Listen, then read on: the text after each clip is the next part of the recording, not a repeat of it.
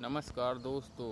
तो आप अभी देख रहे होंगे कि एक न्यूज़ चल रही है जिसे बोलते हैं हैदराबाद और तेलंगाना के बीच जो जंगल काटे जा रहे हैं।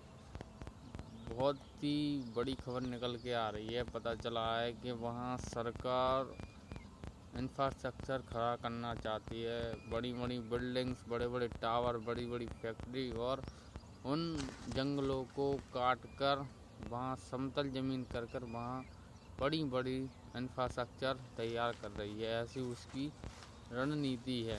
तो जैसा कि दोस्तों विरोध हो रहा है तेलंगाना हैदराबाद में, चल क्या रहा है, क्या है कि भारत अब उच्च स्तर पे बढ़ने वाला है, ऐसा आप देख सकते हैं। तो उसकी मानसिकता आप समझ सकते हैं सरकार की, कि उन्हें एक ही काम करना है। उनका फर्स्ट काम ये है, सबसे पहले उन्हें चाइना की बराबरी करनी है। अमेरिका जितने बड़े बड़े टावर बनाने हैं, जनसंख्या इतनी बढ़ गई है, उस पर नियंत्रण करना है।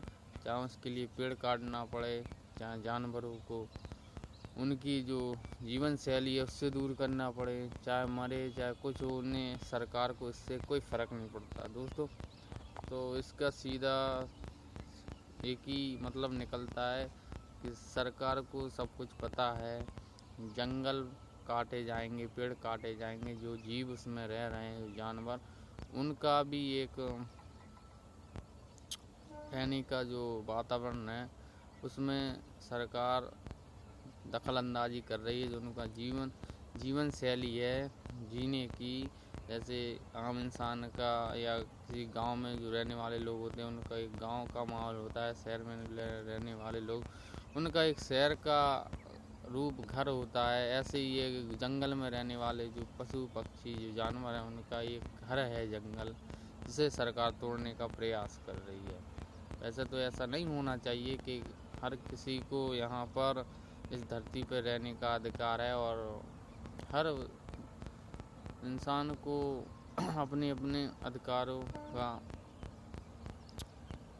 मांग करने का अधिकार है। लेकिन जानवर बोल तो सकते नहीं है, सुप्रीम कोर्ट में जाकर रिपोर्ट तो लिखवा नहीं सकते कि आओ हमें बचाओ, हमारे जंगल काट रहे हैं। हम ही इंसान, क्योंकि जंगल से ही इंसान सुरक्षित है, पेड़ों से इंसान सुरक्षित है, उससे लाभ है लोगों को। और प्रकृति भी इन्हीं जंगल और पेड़ों के बीच में ही अपना सर्कल पूरा जो रहता है, उसको एक तरीके से देखा जाए, प्रकृति भी इन जंगलों के और पेड़ों के माध्यम से ही रिसाइकिल होती रहती है, जिससे वातावरण संतुलन रहता है। और अगर हम इंसान इस चीज़ में दखलंदाजी करेंगे, उनकी आज़ादी, जानवरों की आज़ादी को बाधित करेंगे, तो इसका बहुत बड़ा खामियाजा हम ही मानव जाति को भुगतना पड़ेगा। और इसमें एक स्टेट की बात नहीं है, हर स्टेट में हो रहा है। क्योंकि हमें क्या है कि अमेरिका की बराबरी करनी है, हमें चाइना इंफ्रास्ट्रक्चर अच्छा करना, हमें दिखाना हम कितने पावरफुल हैं, हम कितने आगे बढ़ रहे हैं। लेकिन इसके साथ साथ हम विनाश की ओर भी बढ़ रहे हैं। हम पेड़ को काट के जो ऑक्सीजन की मात्रा है, जो प्रदूषण बढ़ रहा है, उसको बढ़ावा दे रहे हैं। क्यों? डिमांड ज़्यादा है। इंसान एक ऐसा प्राणी है जिसको अपने फ़ायदे के लिए किसी को भी नुकसान पहुंचाना पड़े तो पहुंचाने के लिए तैयार है। लेकिन वो इससे उसे कोई फ़र्क नहीं पड़ता कि क्या होगा, इसका जो प्रभाव क्या होगा मानव जाति पर, उससे उसे कोई लेना देना नहीं। तो सरकार की इस रणनीति का विरोध सब लोग कर रहे हैं, इंस्टाग्राम, फेसबुक और यूट्यूब पर। तो हम भी इसके विरोध में हैं कि पेड़ ना काटे जाएं, क्योंकि इंसान का जीवन और जो अपना, जैसे आप देखते हैं प्रकृति जो रिसाइकिल वर्क करती रहती है, वो पेड़ों के और जंगलों के माध्यम से होता है पूरा रिसाइकिल।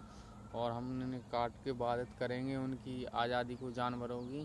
तो मैं तो एक ही, तेलंगाना सरकार हो या कोई भी हो, उनकी आज़ादी को बाधित ना करें जानवरों की, और जो पेड़ हैं उन्हें पेड़ों को बचाएं। नहीं तो आने वाले 50 वर्षों में भयावह स्थिति भारत में पैदा नहीं, आपकी दुनिया में पैदा होने और खाने को अनाज नहीं होगा। जब प्रकृति इन चीज़ों पर रिसाइकिल नहीं करेगी, पूरा सर्कल कंप्लीट नहीं करेगी, और इन पेड़ों की मदद से जो प्रकृति का रिसाइकिल होता है ये नहीं होगा, तो खाने को गेहूँ नहीं होगा, जानवर तो अपना जैसे तैसे चला लेंगे, लेकिन भूखे प्यासे मरेंगे। तापमान ज़्यादा बढ़ जाएगा, इसका साइड इफ़ेक्ट होगा। जब पेड़ कट जाएंगे, जानवर नहीं रहेंगे उस तरीके से कई सारी बीमारियां फैलेंगी और बहुत सारे ऐसे वायरस उत्पन्न होंगे, जिससे भाव स्थिति पैदा होगी। तब इंसान को समझ आएगा क्या है ये सब। डीजल पेट्रोल सारी सिस्टम बंद हो जाएंगे।